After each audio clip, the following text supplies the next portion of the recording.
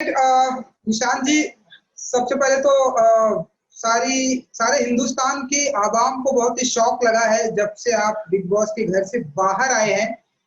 लोगों को बिलीव नहीं हो रहा है कि इतनी जल्दी कैसे पॉसिबल हो सकता है। ये हर कोई कह रहा है। क्या आप भी मानते हैं इस बात को? आपको बिलीव हो रहा है?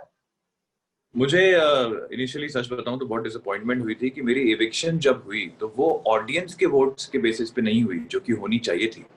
सलमान सर ने बोला था और ये जग जाहिर बात है कि बिग बॉस एक शो जनता का शो है। ये हाउसमेट्स के बीच का शो नहीं है कि आपस में लड़ो, आपस में एविक्शन करो। बिग बॉस का शो है कि आप अपनी पर्सनालिटी के साथ इंडिपेंडेंट, बिना किसी का सपोर्ट मांगे भी अगर खेलना चाहो तो आप खेल सकते हो, क्योंकि अल्टीमेटली आपको जज करने वाली है हिंदुस्तान की और वर्ल्ड की जनता जो वोट करेगी आपके नॉमिनेशन के बाद। वोटिंग जब हुई मेरे बीच में, कविता के बीच में, रुबीना जासमिन के बीच में, तो मेरे सेकंड हाईएस्ट वोट्स थे, ऐसा मुझे पूरा स्टैटिस्टिक्स मैंने देखा है। लाखों वोट्स मेरे सपोर्ट में आए हुए थे। लेकिन फिर भी एविक्शन जब होने वाला था मेरा, तो घर वालों ने आपस में ही 7-8 लोगों ने डिसाइड किया कि चलो हम निशांत को यहाँ से बाहर करते हैं। ऑब्वियसली क्योंकि मैं उनके लिए एक फिजिकली भी एक बहुत बड़ा थ्रेट हूँ घर के अंदर, क्योंकि मैं हर टास्क में फिजिकली सबसे ज्यादा डोमिनेट करता था। झगड़ों में, कभी कोई घर के मुद्दों में मेरा पॉइंट ऑफ व्यू हमेशा सही के साथ होता था। कभी ये नहीं होता था कि मैं बायस्ड होके किसी का साथ दे रहा हूँ क्योंकि मुझे मुझे उसके साथ एक रिश्ता बना के चलना है नकली सा, कि आगे जाके थोड़ी ग्रुप बन के रहे। मैंने हमेशा इंडिपेंडेंट खेलने की कोशिश करी। मैं उन लोगों के साथ ही बैठा जो मुझे सही लगे, जो मुझे लगा फेयर खेलना चाहते हैं, सही तरीके से खेलना चाहते हैं, जिनके खून में दगाबाजी नहीं है, ऐसे लोगों के साथ मैंने बैठने की कोशिश करी। लेकिन ये सारी जो मेरी अच्छाई है, जो मेरे माँ बाप ने जो मुझे सिखाई है, मेरी मॉरल वैल्यूज जो है, ये मेरे खून में है and I am very proud of them. और अगर इनको हारना पड़ता ये शो में आगे जाने के लिए, तो वो विक्ट्री मेरे लिए बेकार होती। तो मैं बहुत खुश हूँ इस बात से कि मैं, कुछ भी हो गया, मैंने अपनी अपनी पर्सनालिटी को नहीं खोया। मैंने अपने आप को उस लेवल पे नीच तरीके से नहीं गिराया जैसे बाकी लोग इस वक्त घर में आप देख रहे हैं गिर रहे हैं और गिरा रहे हैं एक दूसरे को। तो मैं जिस इज्जत, जिस प्यार के साथ घर में गया था, बाहर आने के बाद मैं नोटिस कर रहा हूँ कि ऑडियंस, जनता, मीडिया, आप लोग सब मुझे सिर्फ यही बता रहे हैं कि आप लोगों को मेरी जर्नी कितनी डिग्निफाइड लगी, कितनी रिस्पेक्ट मैंने अर्न करी है लोगों की नजरों में by not following to cheap levels. And I think मेरे लिए मेरी सबसे बड़ी अचीवमेंट ये है कि मैंने अपने आप को भी ये साबित कर दिया कि मेरे सामने कितना ही बड़ा लालच हो, कोई ट्रॉफी हो, कोई भी पैसा हो, कुछ भी हो, मेरे माँ बाप ने जो मुझ में, मेरे खून में जो एक एक मॉरल्स डाले हैं, जो एक सही गलत की पहचान डाली है, एक फेयरनेस, एक राइचियस एटीट्यूड डाला है, वो नहीं हिल सकता, वो मेरा स्ट्रॉन्ग है। सो आई थिंक अगर मैं बिग बॉस के घर में फिट नहीं हुआ तो I am proud of it, क्योंकि बिग बॉस जैसी जगह मेरे लिए नहीं है। मेरी जगह बिग बॉस के क्राउड से काफी बेहतर क्राउड के बीच में है। बिल्कुल। बिग बॉस के घर वालों का ऐसा कहना है कि निशांत यहाँ पर आकर सिर्फ और सिर्फ एक्टिंग किया, अपने आप को फेक प्रेजेंट किया। आपने भी सुना होगा इस बात को। सो कैसे देखते हैं बहुत आप? बार सुना है। पर होता क्या है ना, जब सारे लोग वहां पर इतने घटियापन पे उतर आए थे कि उनको लगा कि यार जब हम सब इतने घटिया बन रहे हैं, इतने चीप हो रहे हैं एक चीज को जीतने के लिए, तो हम सब में अभी भी एक इंसान ऐसा कैसे हो सकता है जो इतना क्लासी है, इतना डिसेंट है, इतना सही गलत के हिसाब से चल रहा है, इतना फेयर है। उसको लालच क्यों नहीं है? वो क्यों नहीं अपने आप को छोड़ के जमीन पे गिर रहा हमारे साथ? तो क्योंकि ये सब लोग इतने घटिया चीप हरकतें, बातें कर रहे थे वहां पर, मैं नहीं कर रहा था, इसलिए उनको लगा कि ये क्योंकि हम सबसे अलग दिख रहा है तो डेफिनेटली नकली होगा, क्योंकि हम सब अगर घटिया हैं तो ये घटिया क्यों नहीं हो रहा? वो वाली बात थी। बट मेरे जितने लोग, आप लोग मुझे जानते हैं, मेरी ऑडियंस मुझे जानती है, मैं जैसा हूँ वैसा था, वैसा ही रहा। और मुझे कोई गम नहीं है कि अगर मेरी मेरी असली पर्सनालिटी, मेरी डिसेंसी, मेरी क्लास की वजह से वो लोग मुझे सह नहीं पाए घर में और उनको मुझे निकालना पड़ा, क्योंकि वो डर गए, उनको थ्रेट लगा मैं बहुत बड़ा कि आगे जाके ये ऑडियंस के दिलों को भी जीत जाएगा, क्योंकि हम सब चीप हो रहे हैं। ये नहीं हो रहा, किसी भी वजह से नहीं हो रहा। जी बिल्कुल। सो बिग बॉस के घर में अभी भी जो है एजाज खान है, कुछ कहना चाहेंगे आप उनके बारे हाँ, में? एजाज साइको। मैं ये बात बताना चाहता हूँ आपसे और सबसे कि पहले 2 हफ्ते में एजाज ने 2-3 बार मेरे पास आके ये बोला, जब हमारी नई नई बातचीत घर में शुरू हुई थी, कि यार निशांत, मुझे ना कभी कभी ना ऐसा विजन आता है कि ना यार सब लोग सो रहे हैं घर में रात को बिग बॉस के, और मैं चाकू लेके जाता हूँ बेडरूम में, किसी के बेड पे छाती पे बैठ के चाकू मारता हूँ और खून मेरे मुंह पे आके लगता है सारा।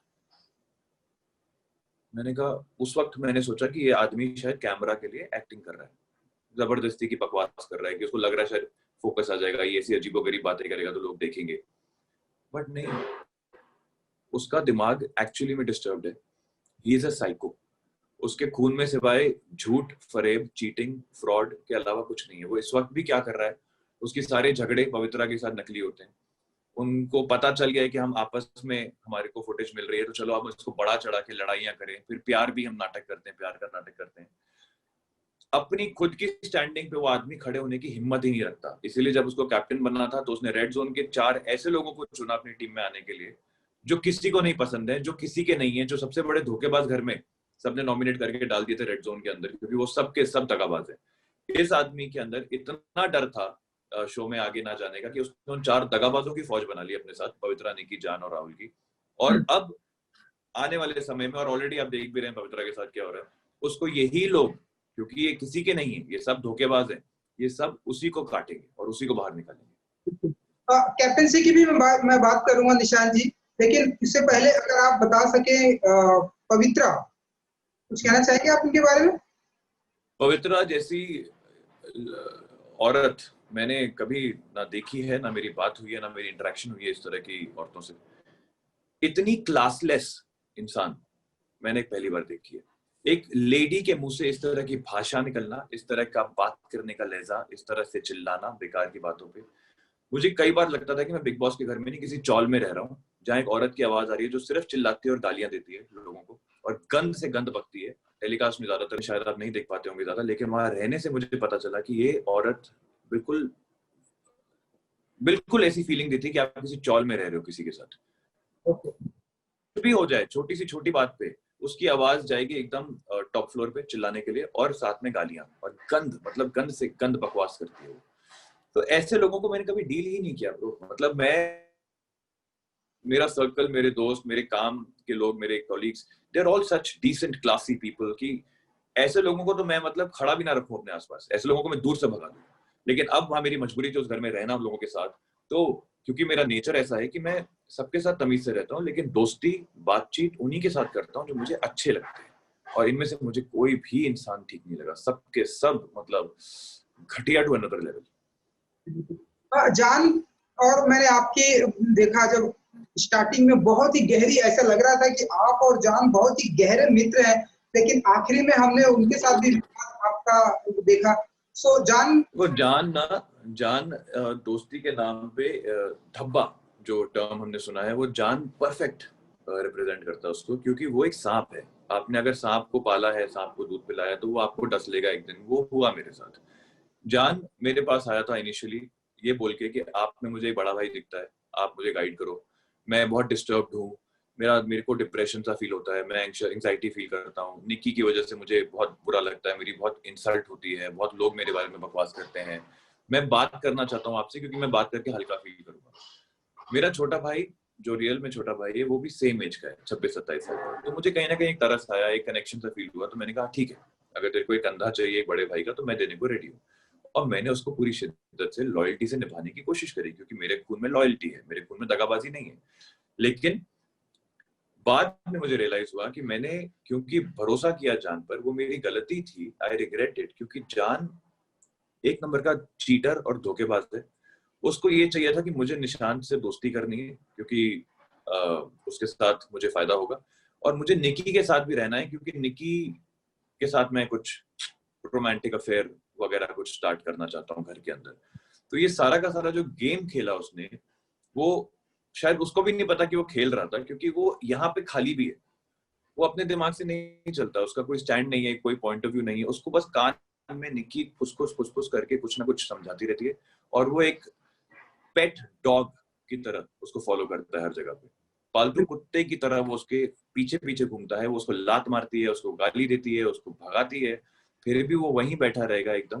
क्योंकि पता नहीं क्यों, मतलब उसको, I genuinely feel sorry for his parents, कि वो ये सब देख के क्या फील कर रहे होंगे कि उनका बेटा कर क्या रहा है। ऐसा मतलब नौकरों टाइप बिहेवियर, मतलब ऐसा सर्वेंट टाइप बन के घूम रहा है निकी के पीछे। शर्म आनी चाहिए उसको। और उसने मेरे सामने निकी की बातें, निकी की बुराई करते वक्त अपनी माँ की कसमें खाई हैं कि मैं निकी के साथ जो भी मेरा फ्रेंडशिप का जो चल रहा है ढोंग में खत्म करना चाहता हूँ। I don't want it, I had enough. उसने माँ की कसम झूठी खाई है, उसने एक भाई को धोखा दिया। ऐसा आदमी जिसकी कोई स्पाइन नहीं है, कोई कैरेक्टर नहीं है, उससे उससे क्या उम्मीद रखना यार। सांप निशान, बिल्कुल। कैप्टनसी की आपने बात कही, कैप्टनसी की अगर मैं बात करूं तो लोगों ने कहा कि आप जब कैप्टन थे, कैप्टनसी आपने अच्छे से नहीं निभाई। जब क्योंकि आपने जो मुद्दे रखे वो उतने पॉइंट ऑफ व्यू से नहीं किया आपने। आप मानते हैं इस बात को? दोबारा बोलिए आपका सवाल, थोड़ा नेटवर्क में नहीं सुनाई दिया मुझे। कैप्टनसी की अगर मैं बात करूं तो लोगों ने कहा कि आपने कैप्टनशिप जो है अच्छे से नहीं किया। आपने जो मुद्दे हाँ उठाए वो आप मानते हैं? हाँ, मैं ये मानता हूँ क्योंकि यार मैंने बिग बॉस बहुत ज्यादा देखा नहीं है। मैं बिग बॉस बचपन से देखता आया हूँ, ऐसा नहीं हूँ। मुझे जब ये शो ऑफर हुआ, मुझे लगा एक्साइटिंग है, रियलिटी शो है, जाना चाहिए as an experiment, I should go and see कैसा लगता है वहां पे उस दुनिया में। तब मैंने थोड़ा बहुत 13 देखा, लेकिन बिग बॉस में कैप्टन क्या होता है, उसकी क्या ड्यूटीज होती हैं, उसके क्या राइट्स होते हैं, मुझे वो नहीं पता था। तो जब मैं कैप्टन बना तो मैं उम्मीद कर रहा था कि जैसे हर बार बिग बॉस कोई भी कार्य या घर में कुछ भी होता है तो बिग बॉस एक फाइल भेजते हैं जिसमें सारी डिटेल्स लिखी होती हैं कि ये कार्य इस प्रक्रिया से होगा, ये चीज ऐसे होगी, ये चीज ऐसे होगी। तो मुझे लगा मैं पहला कैप्टन हूँ बिग बॉस 14 का, पहला घर का कैप्टन बना हूँ, तो मुझे भी बिग बॉस की तरफ से कुछ इन्फॉर्मेशन आएगी क्योंकि मैं पहली बार बना हूँ, पहला बना हूँ। और मैंने कैमरा में बोला भी बिग बॉस को कि as your captain I request you, मुझे आप प्लीज कन्फेशन रूम में बुलाइए, मुझे समझना है कि मेरी ड्यूटी क्या है। बन तो गया हूँ कैप्टन, लेकिन ड्यूटी क्या है मेरी, ये तो बताओ। बट वो ड्यूटीज की लिस्ट कभी आई नहीं मेरे पास। और जितने लोग वहां पे experienced big boss watchers, viewers थे, जो बिग बॉस चार्ट के आए हुए थे, लाइक निकी लंबोली एंड ऑल, उनको पता था कि क्या क्या गलतियां हम निशान से करवा सकते हैं। तो पहले वो रेड जोन में भागी, उसको पूरा पता था कि मैं जाऊंगी, जान भी पीछे आ जाएगा, तो दो बड़े बड़े फाउल हो जाएंगे। उसके बाद कैसे कैसे करके उसको बाहर निकाला मैंने। अगले दिन फिर कभी कोई बिना माइक के घूम रहा है, कभी कोई इंग्लिश में बात कर रहा है, जो कि मुझे लगता था कि बहुत हल्की छोटी मोटी प्रॉब्लम है, क्योंकि सीनियर्स के सामने जब ये चीजें होती थी तो उन्होंने फिर क्योंकि सीनियर्स के सामने जब ये चीजें होती थी कि बिना माइक के कोई घूम रहा है, इंग्लिश में बात कर रहा है, तो सीनियर्स ने बड़े हल्के में लिया उस चीज को। तो मुझे लगता था कि ये भी बड़ी हल्की सी बात है, ये शायद कैप्टन का काम नहीं है, ये बिग बॉस की एक अनाउंसमेंट आ जाती है रिकॉर्डेड सी कि भाई अपना निशांत माइक पहन लो, रुबीना माइक पहन लो, जान माइक पहन लो, ऐसा आता है। तो मुझे लगा वो आ जाएगी, नॉर्मल सी बात है। बट उसके बाद जो सबसे बड़ा ट्रैप मेरे लिए रखा गया वो निक्की और जान अगेन ने मिलकर रखा। इसलिए मैं कहता हूँ लड़का सांप है, क्योंकि उन दोनों को पता था वो क्या बात करने आ रहे हैं मुझसे। निक्की और जान दोनों बिग बॉस पूरा देख कर आए हुए हैं, उनको एक एक चीज पता है बिग बॉस शो के फॉर्मेट के बारे में। फिर भी वो मेरे पास मुझे बुला आए, मेरे साथ बैठे और उन्होंने राहुल की बातें शुरू करी, वहां से कैसे नॉमिनेशन में घुसे, और एक दो बातें मैंने भी बोल दी अपने पॉइंट ऑफ व्यू के हिसाब से। मुझे ये बात रियलाइज ही नहीं हुई कि एज अ कैप्टन मैं अपना पॉइंट ऑफ व्यू नहीं रख सकता हूँ नॉमिनेशंस के बारे में, क्योंकि वो एक बहुत बड़ा फाउल होता है। तो ये बात भी हुई मेरे साथ, जिसकी वजह से मेरी कैप्टनसी मेनली गई। लेकिन इसका फायदा पूरे घर को ये हो गया कि निशांत की कैप्टनसी जब जा रही थी तो बिग बॉस ने एक एक रीजन बताया कि ये रीजन, ये रीजन, ये रीजन, ये रीजन, जिसकी वजह से सबको समझ में आ गया कि भाई अब अगर कोई भी कैप्टन बनेगा तो किन चीजों का ध्यान हमें पूरा रखना पड़ेगा। तो I became like an example for everybody in the house. जी जी। अब आपने देखा होगा कि एजाज कैप्टन है, तो मेरे सामने की बात है। हाँ जी, तो कैसे देखते हैं आप उनकी कैप्टनसी को? जैसा कि मैंने आपको बोला, एजाज कैप्टन बने ही चार धोखेबाजों के कंधों पर खड़े होके हैं। उनको पता है ये बात कि उनके खुद के बस की नहीं थी कि वो कैप्टन बनते, ना उनको घर में कोई बनाना चाहता था, पूरा घर अगेंस्ट था। सबको लगता है कि एजाज एक पागल आदमी है, साइको है, उसका कोई भरोसा नहीं है, और वो बिहेव भी वैसे ही करता है। He behaves like a psycho because he is a psycho. कोई नहीं चाहता था कि वो कैप्टन बने, लेकिन उसने चार रेड जोन में जो चीटर्स, पूरे हमारे बिग बॉस फैमिली के जो चार सबसे बड़े चीटर्स को हमने रेड जोन में डाल दिया था, उसने उनके साथ जाके डील करी कि मैं चार फेयर बंदों को अंदर डाल दूंगा, लेकिन तुम चारों को बाहर निकाल दूंगा अगर मौका मिला तो। और वही हुआ। तो उसने बहुत गंदी पॉलिटिक्स खेली, जिसका भुगतान वो आगे जाके खुद ही करेंगे डेफिनेटली। सो निशांत जी, अब आप घर से बाहर आ गए हैं, सो क्या फॉलो कर पाते हैं आप? इन दिनों देख रहे हैं आप बिग बॉस? मैं बिग बॉस ज्यादा फॉलो आजकल नहीं कर रहा हूँ। मैं पहले पुराने एपिसोड्स पे कैचअप करना चाहता हूँ। मैं देखना चाहता हूँ कि एग्जैक्टली और क्या क्या चीजें हैं जो मुझे नहीं पता चली उस घर में रहते वक्त, लोगों की सच्चाई के बारे में। लेकिन जितना हो सकता है मैं सोशल मीडिया के थ्रू टच में रहता रहता हूँ कि एग्जैक्टली अभी क्या हो रहा है। जैसे अभी जैस्मिन कैप्टन है, अली आ गया घर के अंदर, ये सब बातें मुझे पता चली है। पवित्रा एजाज का फिर एक नकली लंबा चौड़ा झगड़ा हुआ है कि वो लोग करते हैं कैमरा के लिए, तो ये सब बातों पे मैं ध्यान रखता हूँ। तो चलिए अगेन, अगर निशांत जी आपको मौका मिले तो क्या आप बिग बॉस के घर में जाना चाहेंगे या दूरियां बनाए रखेंगे कि नहीं नहीं नहीं जाना है मुझे या हाँ जाना है? आप बताइए। यार देखो, मुझे अब ये था पहले कि मैं बिग बॉस के घर में जाना चाहता हूँ अपनी रियल पर्सनालिटी दिखाने के लिए, ऑडियंस के दिलों को दिखाने के लिए कि निशांत का दिल कैसा है, वो कौन है, क्या है, और मैंने वो किया। वो अचीवमेंट मेरी हो गई, मैं बाहर आ गया हूँ। पूरी दुनिया मुझसे इस वक्त मुझे यही कह रही है कि हमें आपके जाने का बहुत दुख है, क्योंकि आप अकेले एक ऐसे इंसान थे जो घर में डिग्निटी के साथ खेल रहा था, जो फेयर था, जो अच्छा लग रहा था घर में देखने को। लेकिन अगर वापस जाने का मौका आता है, तो अब अगर मैं वापस जाऊंगा तो अब मैं कोई गेम के लिए नहीं जा रहा हूँ। अब अगर मैं जाऊंगा तो मैं सिर्फ ये पवित्रा, एजाज, जान अगर वो बचा तब तक, तो राहुल भी खैर कुछ खास नहीं, राहुल मुझे फिर भी ओके लगता है, निकी, इन लोगों के बैंड बजाने के लिए जाऊंगा, क्योंकि मुझे इनकी एक एक सच्चाई बाहर निकलने के बाद पता चल चुकी है। उनका एक एक झूठ जो वो आपस में एक दूसरे को बोल के बैठे हैं, वो भी समझ में आ चुका है। तो अब तो अगर मुझे मौका मिला तो मैं सिर्फ सो एक आखिरी सवाल तरफ से, सलमान खान जो कि होस्ट करते आ रहे हैं, लंबे टाइम से होस्ट कर रहे हैं, कुछ कहना चाहेंगे आप उनके बारे में? Salman sir is a cool host, is a great guy, no complaints. I think बहुत ही बढ़िया इंसान है और बहुत ही बढ़िया तरीके से समझाते हैं।